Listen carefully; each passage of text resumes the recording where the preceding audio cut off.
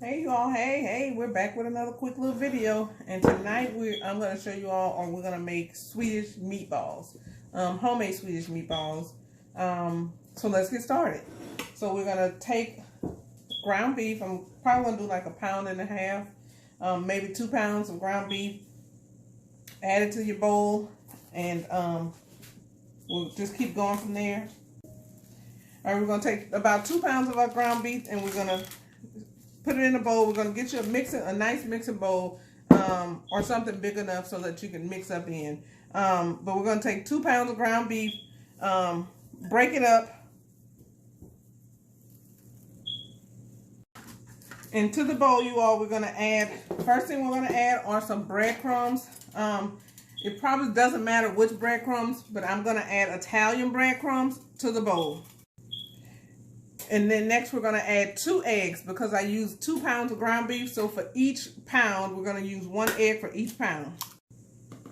And then next to the bowl, we're going to add some Creole seasoning. And then remember, if you're not sneezing, it's not seasoned. So you need to go back, add some more Creole seasoning.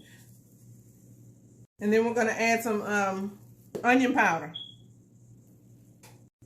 Now add a little garlic powder. As much as you like, or as little. I like a lot of mine, so. Alright, y'all, and then here's the good part. Down in the South, we use our hands. Here in the South, we use our hands, and we use our zincs here in the South. So what I'm going to do is start mix everything together, combine it, and then once we do that, we'll start rolling out our meatballs. So we're combining the eggs, the breadcrumbs, the breadcrumbs, the Creole season, onion powder, garlic powder. We just keeping it simple, but these are the main ingredients that's gonna pull our stuff together. And remember, you all, you want this to be good, seasoned really well, because once you brown it and do all that good stuff, you still want to have all those flavors throughout your meat. So you want to make sure that you season it. I don't have the exact measurements, but let me tell you. Just keep pouring until your ancestors tell you to stop. That's all I can tell you. You know, when we were younger, our grandmothers just poured until they just kind of got that feeling. I've taken on that same thing. I just pour until I feel like it's good enough. And I think this is because a lot of seasoning is in there. So we're going to just keep kneading this in until it's good and incorporated, and then we'll roll them up into balls.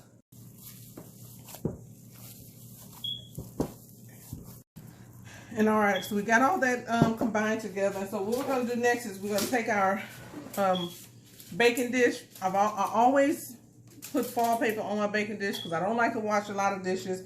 So this helps me to minimize the grind work on washing the dishes.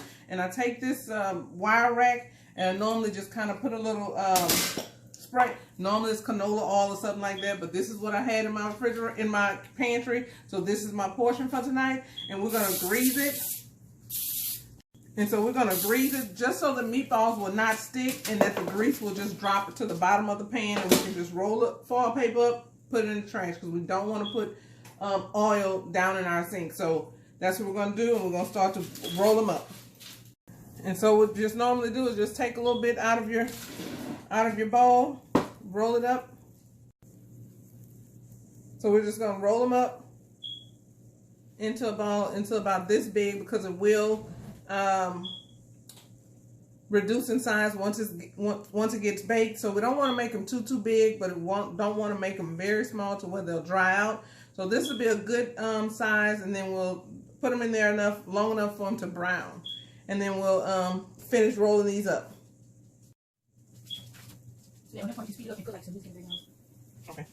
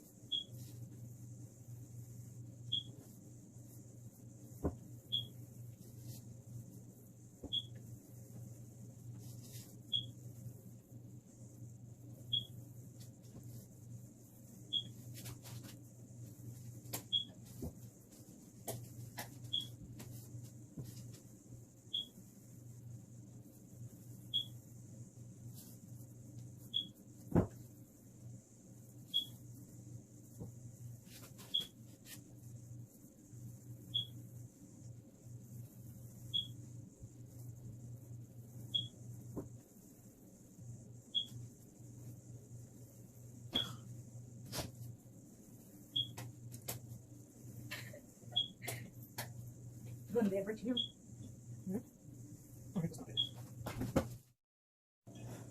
All right, y'all. We have finished rolling off the meatballs, and this is what they look like.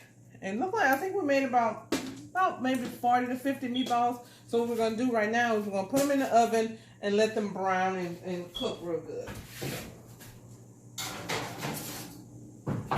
And so I've got the oven on 375. We're gonna let it go until it browns real good. All right, y'all. Now we're gonna assemble the sauce, and then I'll put it on the stove and let it just start simmering until those meatballs finish. And so what we have is just some Kraft hickory smoke barbecue sauce. We'll put this in here, and then we'll put a little water in here to swish around and get all the rest of it out of here. And then this is what we definitely want to have. We want to have the sweet and spicy barbecue sauce. Ooh.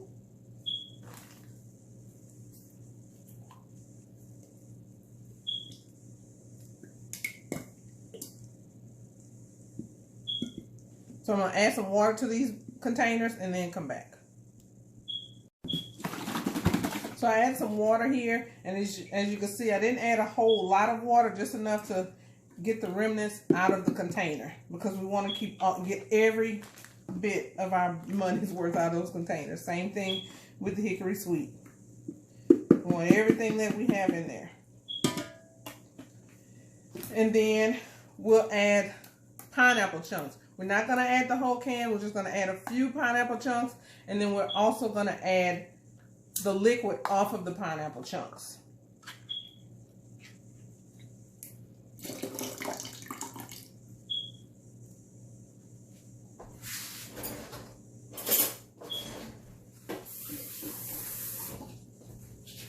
And then we're going to add some of the pineapple chunks, not a whole lot, just a few of them to give it the flavor.